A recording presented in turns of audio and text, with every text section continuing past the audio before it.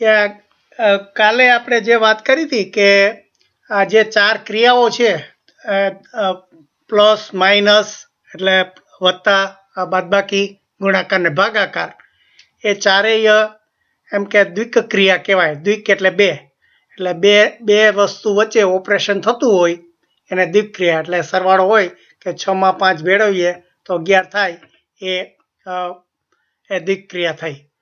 પછી આપણે આના ગુણધર્મો શીખતા હતા કે ક્રમિક અને જૂથના, ક્રમના અને જૂથના બે ગુણ. એમાં આપણે એવી વાત કરેલી કે ક્રમના ગુણધર્મોમાં આ જે સરવાળા છે એ આવી શકે, બાદબાકી નથી આવતી. એવી રીતે ગુણાકાર આવી શકે પણ ભાગાકાર નથી આવતા. એટલે આ જે જૂથના અને ક્રમના નિયમ છે એમાં જો બાદબાકી કે ભાગાકાર ન આવે તો પછી એનું કરવું શું? તો એનો એક નવો રસ્તો છે કે આપણે ગયા વર્ષે એક એવું શીખ્યા કે એના આપણે જે સરવાળા બાદબાકી હોય એને સરવાળામાં ફેરવી નાખીએ તો પછી બધા ગુણધર્મો એના લાગુ પડે. એટલે તો હવે ધારો કે આ આપણે સરવાળો હોય કે આમાં ક્રમિકનો અને યોગ જૂથનો નિયમ લાગુ પડે છે, પણ આ 6 - 5 હોય તો એમાં લાગુ નથી પડતો, એટલે બાદબાકીમાં.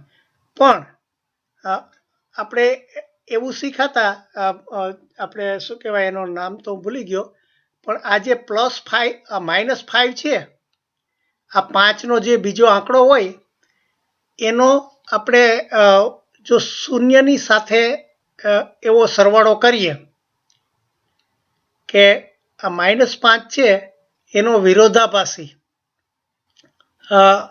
વિરોધાભાસી નંબર 5 થાય. એટલે આ આપણે શીખાતા કે ગમે એક વસ્તુમાં એનો વિરોધી શબ્દ તમે ઉમેરો તો હંમેશા શૂન્ય જવાબ આવે. એટલે જે આ બાદબાકી છે -5, આ જે 5નો આંકડો, એટલે આને આપણે A કહીએ, આને B કહીએ અને આને C કહીએ. તો આજ આપણે B છે એ એવું જરૂરી નથી. આપણે કીધું ને કે એ ગમે તે રિયલ નંબર હોય. એટલે રિયલ નંબરમાં શું થાય કે એ 5 રિયલ નંબર આવે અને -5 રિયલ નંબર આવે.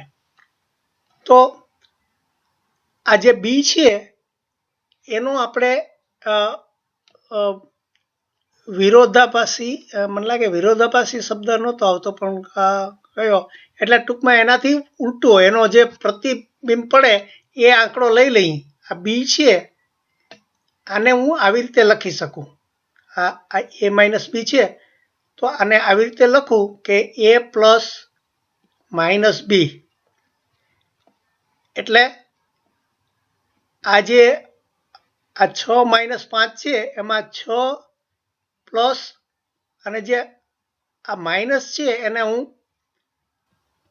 એના જે આંકડો છે એનો વિરોધી જે સંખ્યા લઈ લઉં. પ્લસ હોય તો માઇનસ કરું, માઇનસ હોય તો પ્લસ કરું, તો મારું જે ક્રિયા છે એ પ્લસ થઈ જાય.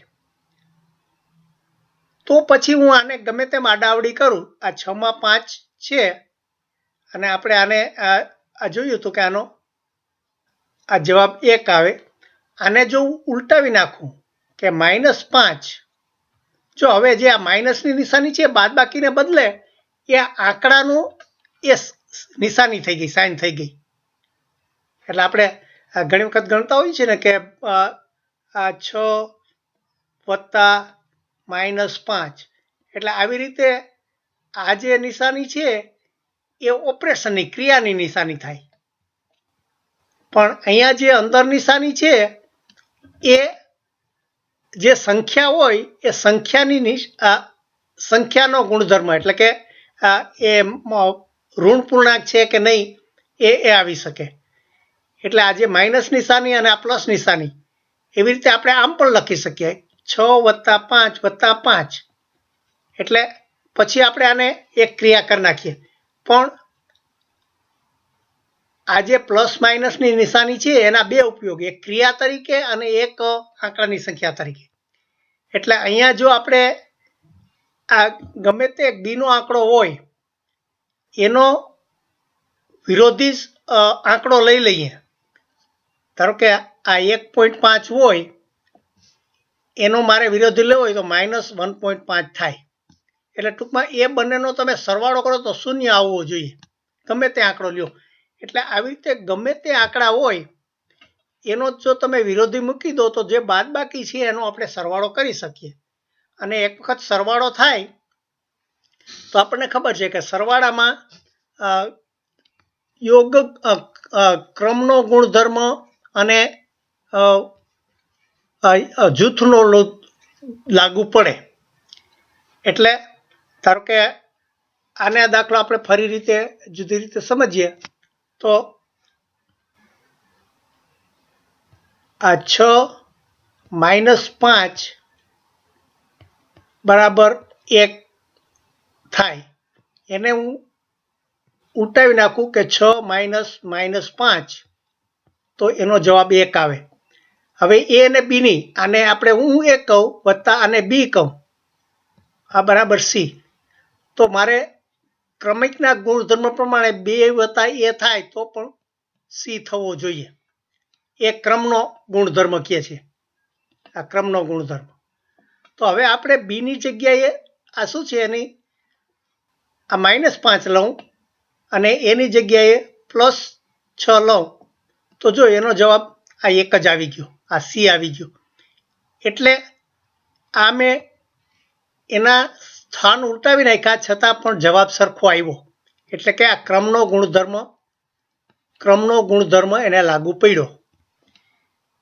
એટલે આવી રીતે આપણે 4 જે સરવાળા, બાદબાકી, ગુણાકાર અને ભાગાકાર હતા એમાંથી આ બાદબાકી છે અને આપણે આમાં સમાવી લીધો એટલે એના ગુણધર્મો આવી ગયા.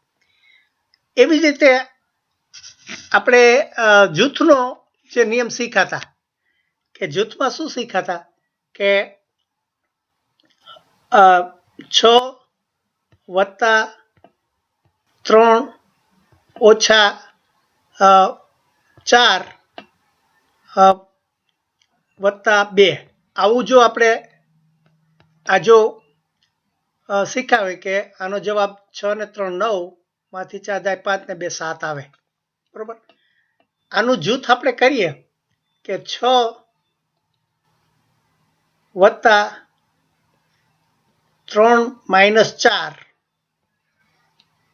+2 તો આને એ લઈએ.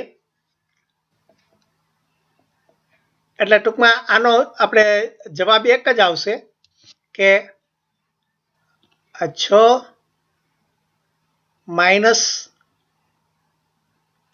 આ 4 માંથી 3 જાય તો -1 +2 તો 6 ને 2 8 અને માઇનસ એટલે 7 જવાબ આવ્યો.